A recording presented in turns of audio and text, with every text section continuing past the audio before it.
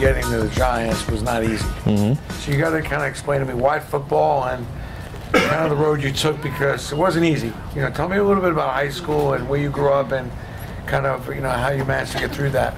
So I grew up in a town called Paterson, New Jersey, not too far from Giant Stadium, about 15 minutes away from Giant Stadium. I passed the stadium almost every day, going to and from, you know, wherever I was going, either going to New York City. I would pass it almost every day, and it was, you know, when I was young, it was something that I would look to. It was almost like a dream. Like I would never, you know, if I could play in there, it'd be the greatest thing in the world, things like that. And got to high school, was doing pretty good, was playing sports in high school, was getting recruited.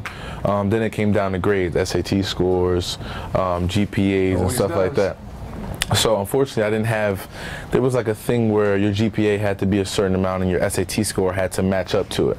So my SAT score wasn't quite high enough to match up to my GPA, so I can go straight to college, to University of Massachusetts, where I was already awarded a scholarship. So I ended up at prep school in Bridgeton, Maine. Had to do a year of prep school, well, a semester of prep school there, and then I got the SAT score that I needed, and then ended up in college. Got to college, I thought it was all fun and games. I thought it was just, you know, mom's not here to wake me up, mom's not here to tell me I got to go to class. So I was just, you know, partying, going to practice, but coming back, not doing any homework, doing some work when I felt like it was cool to do it, and you know, ended up getting kicked out after a year in college.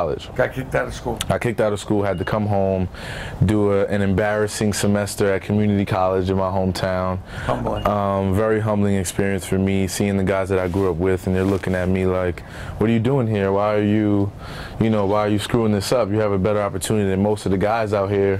Why are you screwing this up? So I did a semester community college, ended up back in, you know, got myself back to school, back to UMass, back to University of Massachusetts, back there, and, you know, I was kind of behind the 8 ball already. I had to pull myself out of a hole. So after another semester, I didn't quite get the GPA that I needed to stay in school, so I got kicked out again. Second time? Second time. So I'm home the second time, I'm distraught. I'm like, man, this can't be it. This can't be the way my life is gonna, you know, end up. My father passes away the same year. Grandfather passes away 4 months after that.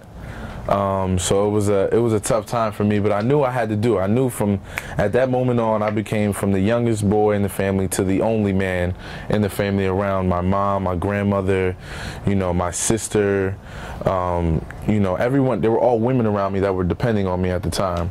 So I knew I had to kind of break through. I knew I had to do something to make my family proud.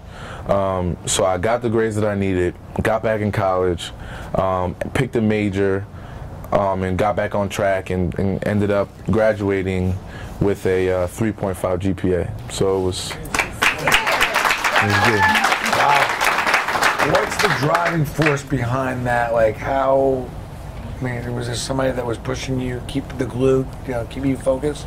It was my mom predominantly. She was the person that, you know, just made me believe that I can do anything I put my heart into, anything that I wanted to do, anything that was within my grasp or that I thought I couldn't do or something like that. She knew that I had the talent and the ability to do it as long as I put my heart and soul into it. And she was the same way. She was a single mom, 2 kids, you know, drove an hour to work to and from, 2 hours back and forth, and wow. and just she worked there for about 12 years. She did it all just for us, just so we could have a better life, so she could you know, be proud of the kids that she raised.